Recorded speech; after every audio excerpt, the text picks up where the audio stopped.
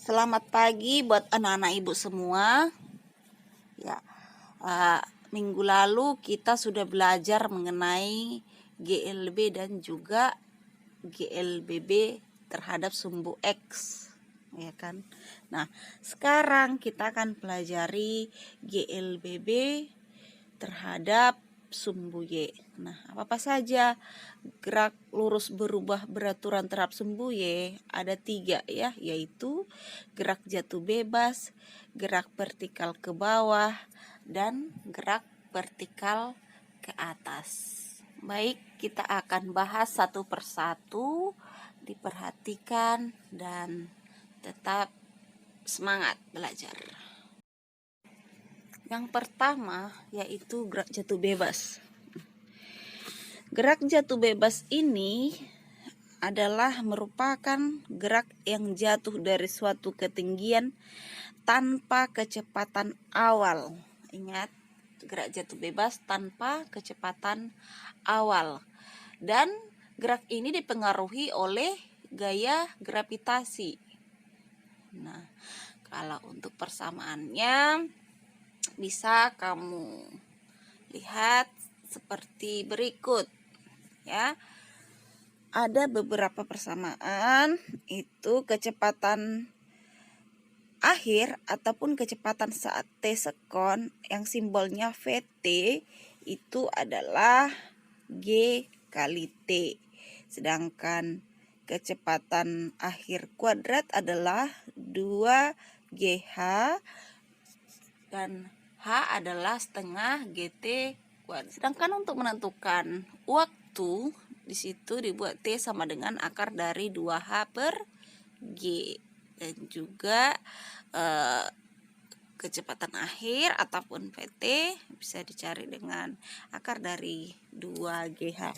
Sebenarnya ini rumus-rumus ini adalah rumus yang diturunkan dari satu persamaan ya. Kalau kita perhatikan persamaan GLBB minggu lalu, bedanya hanya pada gerak jatuh bebas ini dia dipengaruhi oleh gravitasi. Jadi percepatan pada GLBB minggu lalu di mana simbolnya adalah A diganti dengan percepatan gravitasi pada gerak jatuh bebas yang simbolnya adalah G. Jadi kalau secara keseluruhan persamaannya itu adalah sama ya. Kamu juga bisa melihat di sini ada simbol H. H adalah merupakan ketinggian, ya kan? Atau jarak yang ditempuh benda. Sementara di GLBB sumbu X jarak adalah S. Nah, sama saja ya, tidak perlu bingung. Persamaannya kalau dia di GLBB sumbu X, Vt sama dengan AT kan gitu ya. Sedangkan di sini Vt sama dengan GT atau G kali T. Contohnya adalah yaitu buah apel jatuh dari pohonnya, penghapus jatuh dari meja, buah kelapa yang telah masak jatuh dari pohonnya. Nah, semua yang jatuh tanpa kecepatan awal itu adalah merupakan contoh dari gerak jatuh bebas ya. Ya, kita lanjut gerak vertikal ke bawah. Nah, sebenarnya antara gerak jatuh bebas dan gerak vertikal ke bawah ini hampir sama ya. Bedanya adalah kalau dia gerak vertikal ke bawah, gerak tersebut mempunyai kecepatan awal, sedangkan gerak jatuh bebas dia tadi tidak mempunyai kecepatan awal. Di sini untuk rumusnya sama sebenarnya, hanya saja untuk yang gerak vertikal ke bawah ini ya namanya dia sudah mempunyai kecepatan awal, maka selalu ditambahkan dengan kecepatan awal atau V0. V0 di sini adalah kecepatan awal ya. Nah, yang pertama dia persamaannya untuk Vt sama dengan V0 tambah Gt. Sudah bisa kamu bedakan kalau dia tadi gerak jatuh bebas, dia Vt sama dengan Gt. ya kan? Nah, itu bedanya ya, dan seterusnya. Jadi untuk keterangan bisa kamu baca sendiri ya. Apa itu VT, apa itu fenol, apa itu G, dan apa itu T. Seperti itu ya. Untuk contohnya juga hampir sama ya. Ada juga apel jatuh dari pohon. Ayah menjatuhkan kuas dari atas atap rumah. Monyet menjatuhkan pisang dari atas pohon. Jadi ketiganya ini gerak jatuh tetapi mempunyai kecepatan awal. Nah, makanya disebut dengan gerak vertikal ke bawah, begitu. Nah, yang terakhir adalah gerak vertikal ke atas. Mungkin sudah bisa kamu bayangkan bagaimana gerak vertikal ke atas ini.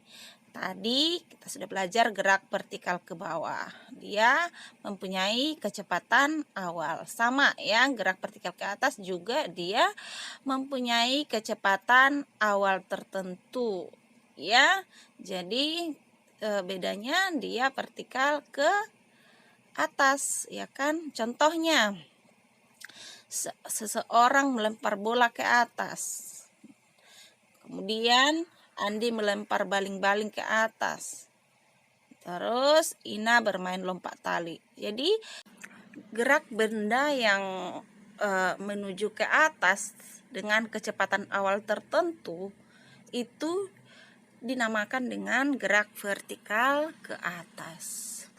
Kalau untuk rumus saya rasa tidak ada masalah ya.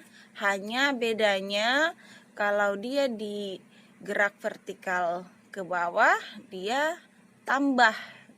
Misalnya VT sama dengan fenol ditambah GT seharusnya kalau dia vertikal ke bawah kan. Nah, kalau dia di vertikal ke atas dia menjadi kurang. Kenapa? Karena geraknya melawan arah gaya gravitasi, di mana arah gaya gravitasi selalu mengarah ke pusat bumi. Nah, seperti itu ya. Sedangkan untuk ketinggian tertentu, benda nanti akan kembali lagi jatuh ke bawah. Kalau kita melemparkan suatu benda ke atas, nanti pada ketinggian maksimal dia akan berhenti sejenak, kemudian akan kembali jatuh lagi ke bumi. Nah, untuk menentukan tinggi maksimalnya itu adalah kita bisa gunakan persamaan fenol kuadrat per 2G. Sedangkan untuk waktunya kita gunakan fenol per G. Di waktu untuk mencapai ketinggian maksimal itu tadi kita gunakan T naik ya, fenol per G. Sedangkan untuk waktu dia turun hingga sampai ke bumi, dia kita gunakan juga fenol per G, yaitu sama dengan akar dari 2H per G, ataupun di sini karena hanya maksimal maka ditulis dia akar dari 2H maksimal per G. Oke, sampai di sini dulu materi kita. Dipahami, diamat-amati dulu perbedaannya di mana. Kemudian kalau ada yang mau ditanyakan, silahkan langsung tanyakan kepada ibu. Terima kasih dan selamat pagi.